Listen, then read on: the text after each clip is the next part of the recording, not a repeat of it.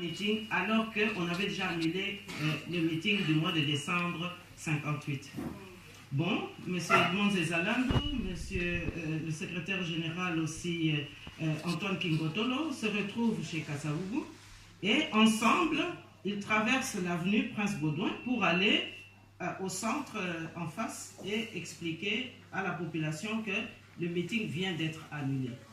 Alors, vous voyez déjà que l'attroupement, l'excitation, parce que les gens attendaient encore une confirmation. Oui, nous allons avoir l'indépendance. Ils attendaient ça comme on attend du pain. Eh bien, nos leaders, pleins de sagesse, arrivent et ils signifient à la population que le meeting est reporté. Oh là là! Évidemment, c'est une déception absolument incroyable. Les leaders demandent à la population de se disperser et ils se dispersent sagement. Ce n'est pas au niveau de Imika que les problèmes vont se passer.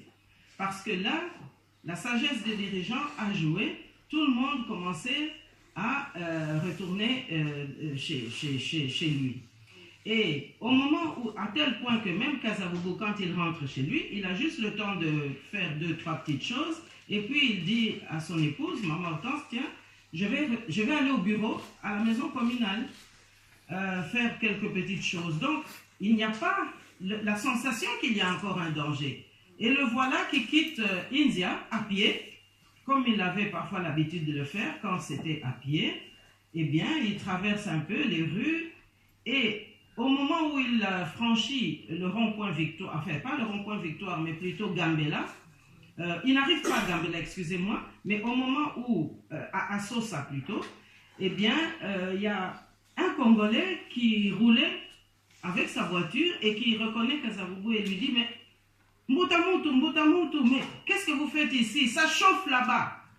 Qu'est-ce que vous faites ici? Vous ne pouvez pas entrer. Il force Kasavubu à entrer dans sa voiture. Donc vous voyez que, heureusement qu'ils se connaissaient. Pourquoi? Eh bien, parce que, dit-il, les Belges des PM, donc la police militaire, ont tiré sur des Congolais, alors qu'il n'y avait absolument aucun mobile. Donc, du fait que la population rentrait et qu'il fallait absolument que cette date-là soit étouffée dans l'œuf, eh bien, il y a eu une provocation des polices militaires telle que nous l'avons su. Eh bien, cette provocation a évidemment créé une frustration supplémentaire qui a fait exploser de colère la population. Et donc, à partir de ce geste, ça devait se situer entre Bandalungwa quelque part, parce qu'évidemment, il y avait toujours des patrouilles qui devaient circuler dans la capitale. Eh bien, à partir de ça, et toute la population qui déferlait à la cité, eh bien, s'est aussi embrasée pour maintenant se venger. Et on a commencé à brûler des pneus, des voitures, etc. Vous connaissez un peu ces récits-là.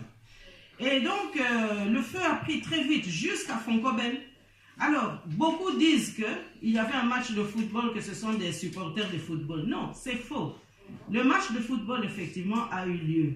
Mais au moment où les joueurs, enfin, plutôt les supporters quittent le stade pour rentrer chez eux, vous savez bien à quelle heure à peu près les matchs se terminent. Chez nous, ça peut commencer vers les 15 heures et ça se termine avant que la nuit ne tombe. Eh bien, ils trouvent une population en colère. Et comme il y avait quand même aussi une majorité de supporters Bakongo qui, ce jour-là, s'étaient rendus aussi au match, eh bien, par solidarité, eux aussi, ils considèrent que trop, c'est trop. Et c'est comme ça que le mouvement s'embrase pour prendre l'ampleur que vous connaissez. Donc, lorsqu'on dit que non, c'était un match de football, les gens, mais comment est-ce que des gens qui reviennent d'un match de football, où vous avez certains qui sont très heureux parce que leur équipe a gagné ou en tout cas ne leur a pas fait défaut, et d'autres qui se font une raison que la prochaine fois il y aura un match retour, comment est-ce que des gens comme ça peuvent tout d'un coup prendre une conscience politique pour créer des émeutes? Non. Il y a eu des émeutes à la cité suite à ce que je viens de vous dire, une escalade de colère à cause de la provocation des militaires blancs, des polices militaires qui ont tué des Noirs, des racistes en quelque sorte, parce qu'il y en avait. Hein? Et donc, c'est ça qui a embrasé de proche en proche toute la cité. Et eux, les supporters de football, sont simplement venus grossir la colère de la population. Alors, une fois que Kasavubu est embarqué, eh bien, le conducteur sympathisant considère que ça devient dangereux de retourner à India. Parce qu'entre-temps, il a eu, lui, le temps de considérer que ça n'allait pas très bien. Et donc, Kasavubu trouve un refuge d'abord à Kitambo, provisoirement. Et puis, sentant que le danger est quand même là, pour ne pas mettre en difficulté la famille qu'il a accueillie, il ira maintenant à Yolo. Et ce récit se trouve d'ailleurs dans Kinshasa que Antoine Roger Bolamba avait écrit. À un moment donné, il décrit aussi ces passages. Et donc, il va à Yolo. Et évidemment, là, le refuge dure 2 jours. Mais Kasavubu sent très bien qu'il met aussi en difficulté la famille Makengo. Et à un moment donné, il se dit, mais je dois peut-être aller au Bas-Congo. Mais comme il avait un ami prêtre, l'abbé Loya, avec qui il s'entendait très bien, c'est l'abbé Loya qui va lui dire, mais il faudrait une stratégie. Vous ne pouvez pas quitter Yolo comme ça pour aller au Bas-Congo. Et alors, celui qui devait devenir prêtre, mais qui n'a plus pu le faire parce que les missionnaires l'en avaient dissuadé parce qu'on l'avait renvoyé du séminaire, eh bien maintenant il devient prêtre provisoirement pour pouvoir s'échapper de ce piège qui était en train petit à petit de se refermer sur lui. Alors l'abbé Loya lui prête une soutane. On le maquille parce que comme Kasavubu avait le teint un peu plus clair que certains d'entre nous, on trouve que non, il est trop reconnaissable si on le laisse tel. Alors on lui met un peu une sorte de pâte de maquillage à base de charbon pour le rendre plus anonyme, si j'ose dire. Et c'est comme ça qu'il va s'éclipser pour aller vers Kimwenza et s'éloigner un petit peu. Mais c'est une épopée qui ne va pas durer longtemps parce qu'évidemment, il y a la faim, ça fait 2 jours, il ne mange plus tout à fait correctement, et puis il a du souci, qu'est-ce qui se passe?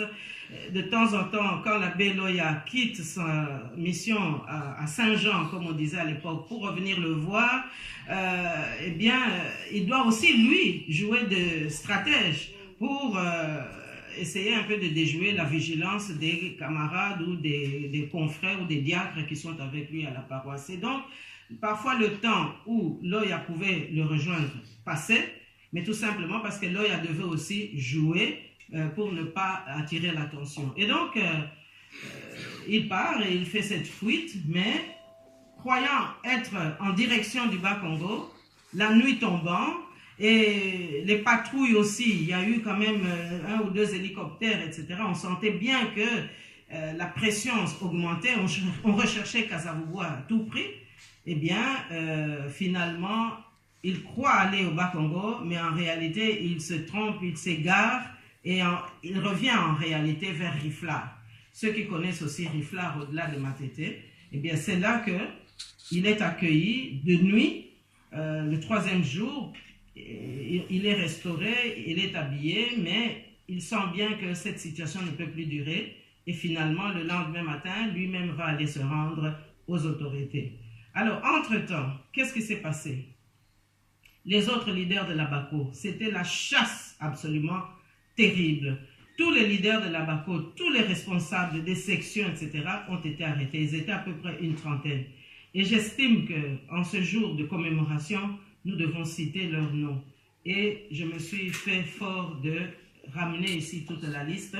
C'est aussi une manière de leur rendre hommage, comme si on faisait 1 minute de silence. Alors, Batsikama Raphaël, Bikebi Raymond, Kanza Daniel, Kasavubu Joseph, Kuyena Esaïe, Makengo Antoine, Madoudou Philémon, Mwanda Vital, Ndombele Albert, Dinganga Isaac, Kilolo Antoine, Kanza Simon, Langa Boniface, Ndinga Dominique, Nzeza Landu Edmond, Nzeza Simon, Tete Jean-Baptiste, Massamba Alphonse, Makungu François, Sikou Joseph, Louyeye Philibert, Kanga Simon, Mangonda Alphonse, Ngumba Paul, Pouloulou François, Diomi Gaston,